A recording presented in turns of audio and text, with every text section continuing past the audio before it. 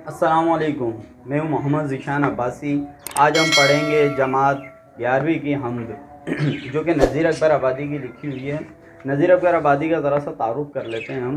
नज़ीर अकबर आबादी सैयद वली मोहम्मद इनका असल नाम था। हिंदुस्तान में इन्हें हिंदुस्तान का शेक्सपियर भी कहा जाता है, जो कि राम बाबू सक्सेना ने कहा इन्हें। उसके अलावा अवामी शायर कहलाते हैं, पहले शायर जमहूर भी कहलाते हैं। ये नज़ीर अकबर आबादी पहले नज़म गो शायर हैं और तरक्की पसंद शायर के नाम से भी जाने जाते हैं। यहाँ हम पहले इनकी नज़म हम पढ़ते हैं जो कि मुखम्मस में है।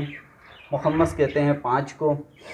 इलाही तू फयाज़ है और करीम है, इलाही तू गफ़ार है और रहीम, मुक़द्दस मुअल्ला मुनज़्ज़ा अज़ीम, ना तेरा शरीक और ना तेरा सहीम। नीचे फ़रहंग लिखी हुई है, फ़याज़ सखी। इलाही तू फ़याज़ है यानी सखी है, इलाही तू करीम है यानी बहुत मेहरबान है, नहायत रहम करने वाला है। उसके बाद कहता है इलाही तू गफ़ार है, गफ़ार माफ़ करने वाला है, गुनाहों को माफ़ करता है। मुअल्ला है यानी अज़ीम है और रहीम है यानी रहम करने वाला है। मुक़द्दस है, पाकीज़ा है, मुअल्ला है, बुज़ुर्ग है। मुनज़्ज़ा है यानी बेऐब है, अल्लाह पाक की ज़ात बेऐब है और वो रहीम है। उसके अलावा अज़ीम है, ना तेरा शरीक, ला इलाहा इल्लल्लाह, जैसा कि पहले का कलमे का पहला जुज़ है, ला इलाहा नहीं कोई तेरा शरीक। तो यहाँ पर शायर ने शरीक की बात की और ना तेरा सहीम। सहीम यहाँ हम देखेंगे हिस्सादार, यानी तू अपनी खलकत में बेशुमार है, अल्लाह पाक जिसे चाहता है हमेशा देता है।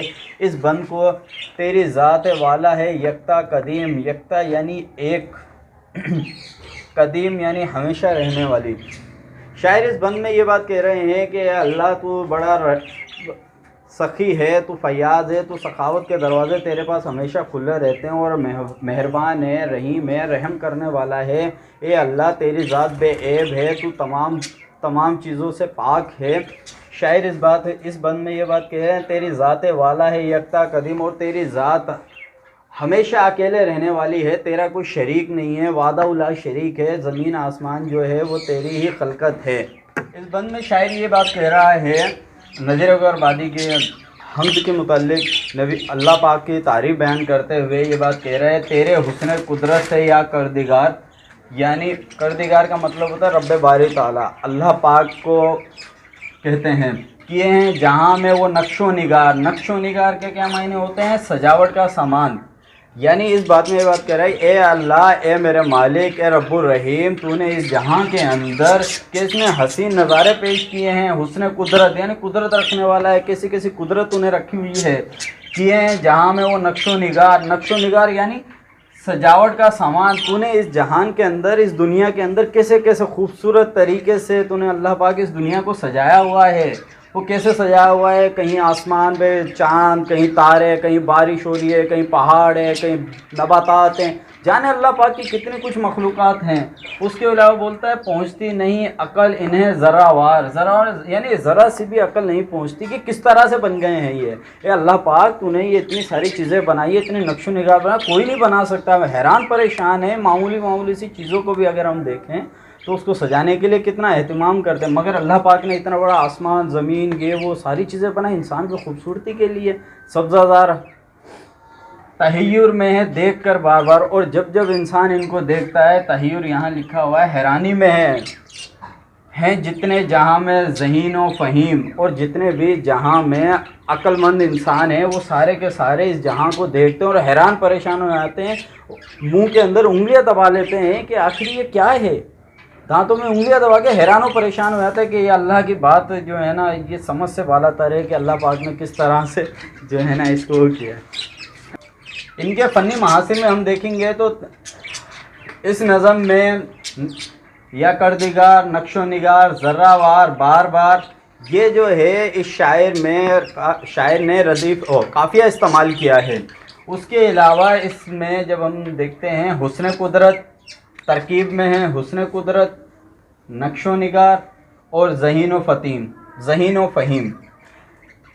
اس کے علاوہ اور کچھ نہیں ہے، یہ ایک بند ہے یہ تو صرف اس میں فن۔ یہاں ہم پڑھیں گے نذیر اکبر آبادی کا تیسرا بند محمد کا حمد کا، جس میں نذیر اکبر آبادی کہتے ہیں زمین پر سماوات گرداں کیے، نجوم ان میں کیا کیا درخشاں کیے، نباتات بے حد نمایاں کیے، آیاں بحر سے دور مرجاں کیے، ہجر سے جواہر بھی اور زر و سیم۔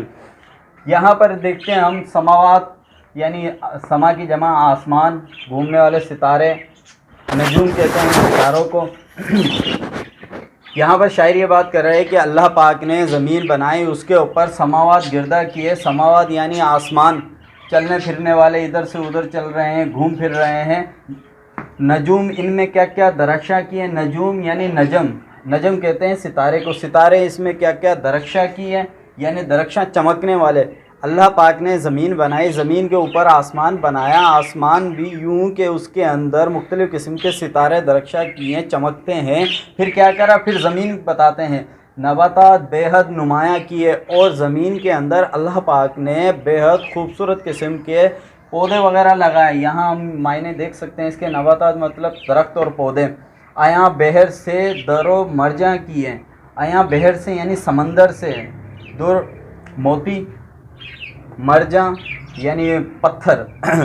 سورہ رحمان میں اللہ تعالیٰ اسی کا ذکر کرتے ہیں، ان دو پتھروں کا ذکر اللہ پاک نے سورہ رحمان میں بھی کیا ہے کہ یاقوت و مرجان۔ اس کے علاوہ ہجر سے جواہر بھی اور زر و سیم، ہجر پتھر، پتھر بھی کیسے کیے، پھر اللہ پاک نے زمین کے اندر کی چیزیں بتائی، یعنی سب سے پہلے آسمان کا ذکر کیا، آسمان کے اندر ستارے بنائے، اس کے بعد زمین بنائی، زمین کے اندر پودے بنائے، پودے اتنا خوبصورت قسم کے مختلف قسم کے نباتات، پھل بیل بوٹے جو انسان کے کھانے کے لیے ہیں۔ اس کے بعد اللہ پاک نے سمندر کا ذکر کرا ہے کہ سمندر کے اندر کس طرح سے موتی بنائے ہیں، یاقوت و مرجان پیدا کیے ہیں۔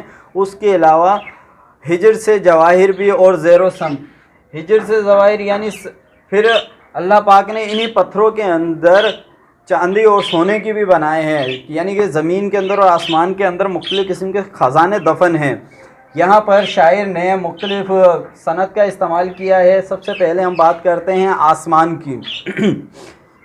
زمین اور آسمان یعنی زمین اور آسمان یہ تضاد ہو گیا، صنعت تضاد کا ذکر ہے یہاں پر۔ اور اس کے علاوہ شاعر نے یہاں پر جو دوسری بات کی ہے وہ روزمرہ ہے۔ تو یوں یہاں آ کر 3 بند مکمل ہو جاتے ہیں۔ سبسکرائب کرنا مت بھولیے گا۔ السلام علیکم۔